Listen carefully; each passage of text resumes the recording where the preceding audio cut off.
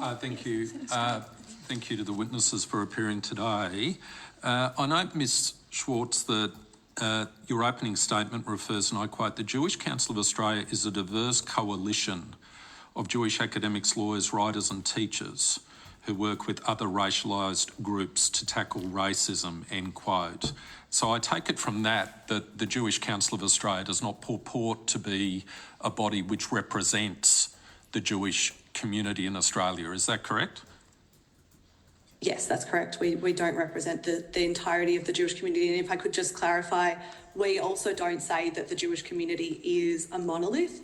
We think it's important to acknowledge that there are multiple Jewish communities, and Jewish people, like any group of people, have a variety of different views, and we speak for, and our views represent the views of a fast-growing number of Jewish people, including the 800 Jewish people in Australia who have signed on to our core statement of principles. And that statement of principles says that we believe that all forms of racism need to be tackled together, collectively. If you're not a representative body for the Jewish community across the whole of Australia, why do you call yourselves the Jewish Council of Australia?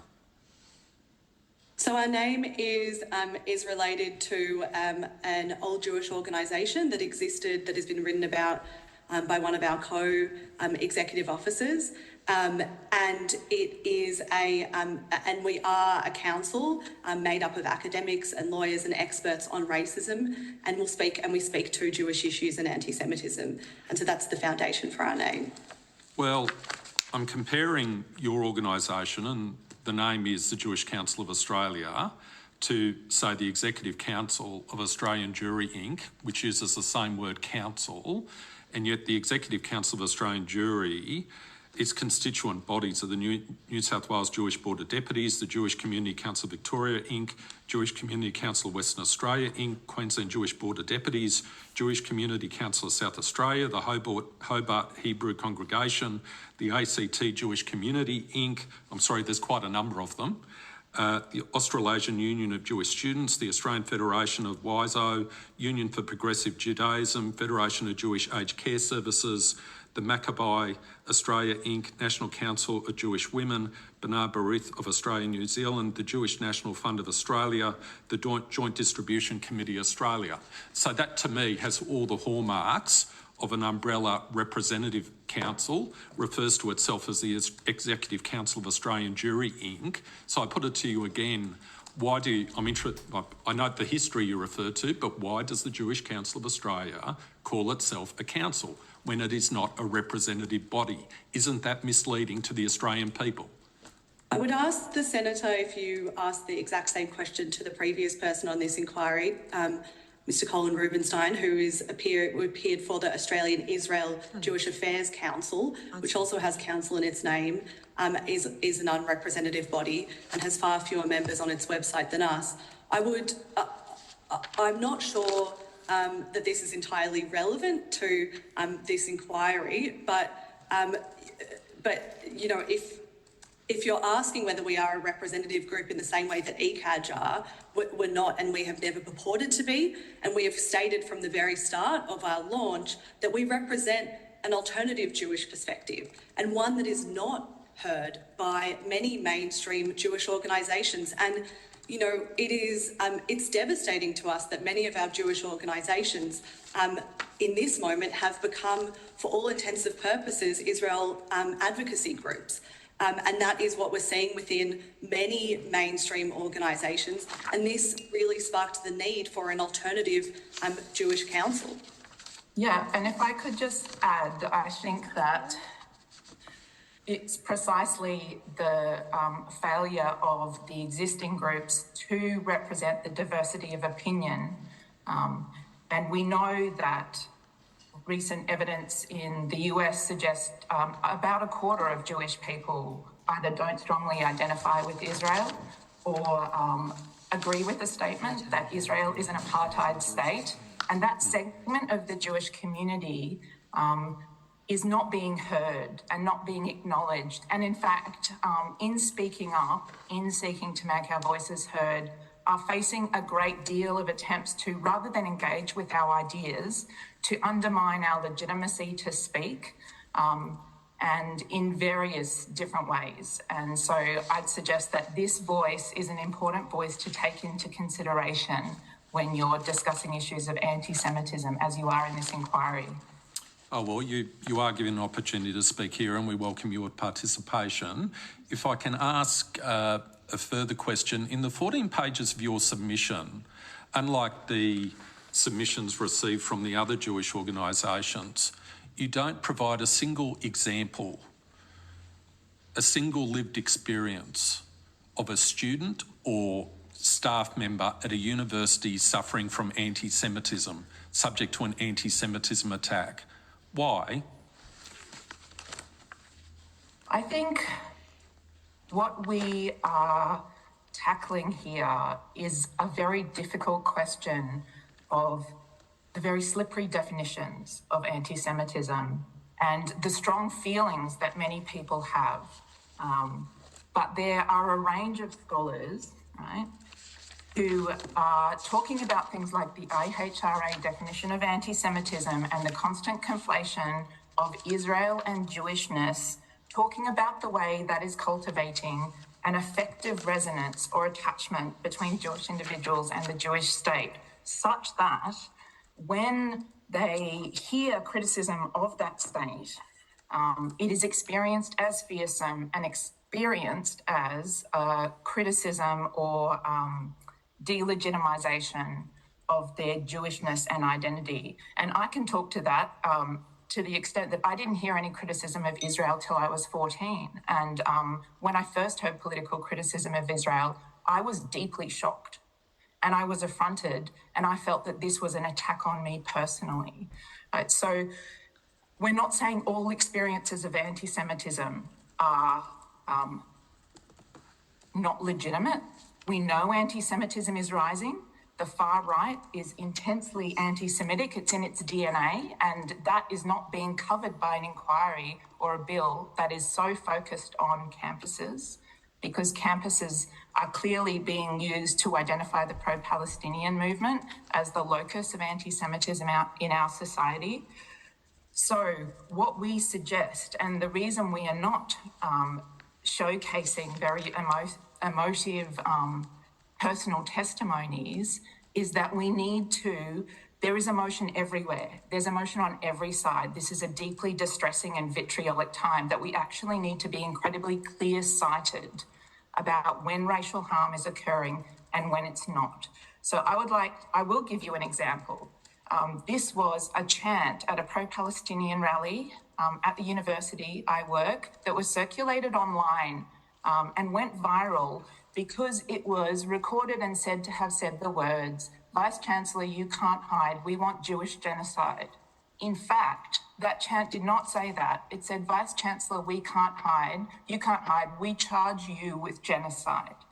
Now, we acknowledge that the people who heard that and the way that it was circulated would have been experienced as deeply distressing and as anti-Semitic. However, the actual statements that were made were different. So we need to be very clear about feelings and facts. Okay, one last question. If I can. On page 13 of your submission, you talk about, and I quote, the subjective reality of the fears evident in the surveys.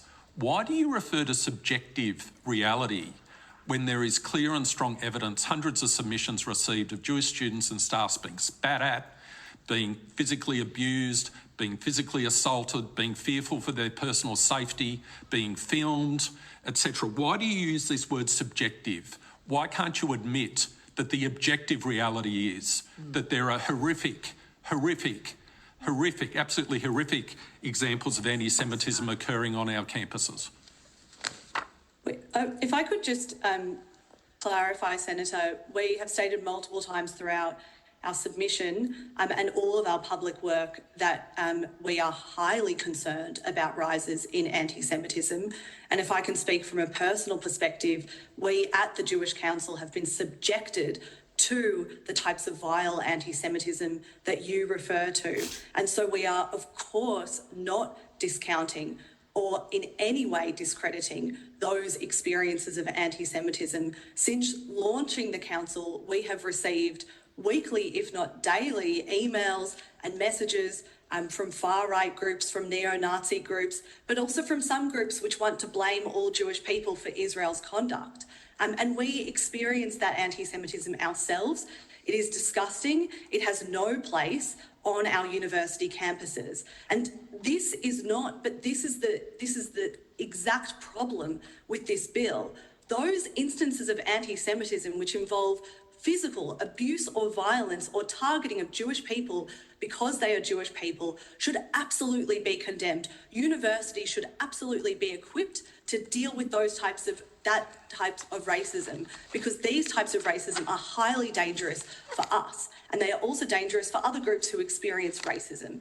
And so we in no way discount those experiences of anti-Semitism, but what we say is that there needs to be clear-sighted definitions of anti-Semitism to ensure that we are adequately capturing those very vile experiences of anti-Semitism that you refer to, that we have ourselves personally experienced, from the types of political discomfort, the chant that, this disinformation that gets circulated about the Palestine Solidarity Movement, which is not anti-Semitic. Much of that content is not anti-Semitic. And this is the real problem here, if we have an inquiry, which for many intents and purposes will be used to air sentiments such as criticisms of Israel, criticisms of the political ideology of Zionism, if those are termed to be anti-Semitic, then it means that we are far worse off and not able to actually tackle those very real instances of anti-Semitism that were contained in many submissions to this inquiry. And this is exactly the problem we see with this bill, is that it is engaging in a political exercise rather than an evidence-based exercise. And Ms Schwartz, you don't refer to a single example Senator in Scarr, your submission. Senator Scarr, Not a single Senator one. Scarr, We actually sorry, if I can just stop you, I'm going to. We have to go to our next witnesses. Senator Henderson was seeking the call. I am going to conduct this inquiry and this hearing in a respectful way, given that the content we are talking about is ensuring the respect of students on campus. We're going to extend that respect to our witnesses. Senator Henderson, if you have a question, you have the call, and then our next witnesses are waiting for us. Yes, thank you very much, Chair. Good morning to you both. Can I ask you, Dr. Stravkoch, Stravkoch, do you agree that all forms of anti-Semitism are repugnant? Yes, absolutely, I do. This is an inquiry into looking at the Coalition's bill to establish a judicial inquiry into campus anti-Semitism. I want to ask you about the ways in which universities have failed Jewish students and why better policies are required. Do you believe that displays of the swatch sticker at universities are anti-Semitic, or displays of the Star of David with a cross through it? I believe that a Star of David as a Jewish symbol shouldn't be targeted by hate speech, but we have to acknowledge that the State of Israel's flag also has a Star of David on it, and criticising states, including their flags, is a legitimate form of political speech, even though it's very uncomfortable. And this is precisely and why... sorry, just I'm going to go through this quickly. Senator I'm just going to go through this quickly. And what about the display of the swatch sticker at universities? I personally, no, I do not agree with the use of the swastika to characterise a group of people. I'm going to go through this as quickly as I can. Do you support slogans such as River to the Sea and Intifada are being shouted on university campuses at Jewish students, which of course, as we know, Intifada is another way of calling for the destruction of Israel, as is River to the Sea. Do you support those slogans? I actually am feeling like some of these questions are not giving us the space to legitimately address our submissions to the inquiry, and are instead seeking to kind of... No, well, we've got limited time. We're trying to understand your concerns. Do you believe that those slogans are anti-Semitic? Senator Henderson, we would point you to, we've made multiple statements as an organisation, one on distinguishing between the Star of David and the Israeli flag, which we think is a very important thing for people to distinguish between, and relates to the distinction between criticism of Israel and Jewish identity. I'm going to draw you back to my question. Senator Henderson, you are going to let the witness answer the question. No, Senator Henderson. I'm entitled to interrupt if the question's not been answered, Chair. Well, Senator Henderson, the witness is entitled to answer the question, and she's doing that. Yes, I'm entitled to. They're not one-word answer questions. So the question is about the slogan let's be respectful. The river to the sea and intifada, that's right. Do you believe that the use of those slogans on university campuses is anti-Semitic? In fact, from the river to the sea has been widely acknowledged, including by the Palestinian movement, to refer to the equal treatment, the democratic equality of all peoples, including Jewish people and Palestinian people in the area. Well, that's not what the Prime Minister, even the Prime Minister says, that he recognises that is a call for the destruction of Israel The Prime Minister also, as a Jewish state. The Prime Minister has also said that it is a slogan that is used by the Likud party as well to denote that there should not be equality between all citizens from the river to the sea. And it is crucial for us to actually look at what these slogans mean, what these words mean. The word intifada is an Arabic word meaning uprising. Despite the fact that some people may perceive it in a different context, we can't just say that blanketly a word or a slogan is anti-Semitic as such, when the people who are saying these slogans are specifically saying they use these slogans as calls for equality, as calls for change. So you're not aware of the use of the word intifada in relation to representing the suicide bombing attacks on Jewish people in Israel? You're not aware of that at all? Oh, no, of course we are aware of that. And that's exactly why my answer specified that just because it is used in one context doesn't mean that is the context in which all people use it. Okay, so I'm just going to move on because I've got very limited time. We have to move to our next witnesses. Sorry. You said you had one question. Chair, I didn't say I had one question. Well, Senator Henderson, Chair, I've got some other questions which are quick. Just a few more minutes, please. We do need to go to our next witnesses. We are going to be doing that in the next 2 minutes. Okay. Do you condemn statements made on university campuses, statements like Zionists are terrorists and Zionists are not welcome? And do you believe, anti-Semitic? I think a good place to end is to reiterate our statement that we feel it is very important that Jewishness and Zionism are not conflated for the safety of Jewish people. Right? So when Israel is acting in this way, the research tells us that when Israel conducts violence against Palestinian people, anti-Semitism rises because Jewish people are mistakenly perceived as responsible. So therefore, yes, Zionism needs to be I just wanted to ask the question. Could I just turn you to the question? Do you condemn statements such as Zionists are terrorists being displayed or shouted at Jewish students on university campuses? And do you believe that that type of statement is anti-Semitic? If they are shouted at Jewish people for being Jewish, however, strong and emotive criticism of Zionism and the State of Israel constitutes discomforting but legitimate political speech. All right, thank you very much. I think that sums up this sort of organisation you are. Thank you. Thank you, Senator Henderson. Thank you for giving evidence today, and thank you for your submission. If there was additional information, I think you said you would send it through to the committee. We appreciate your time. We do need to go to our next witness, who I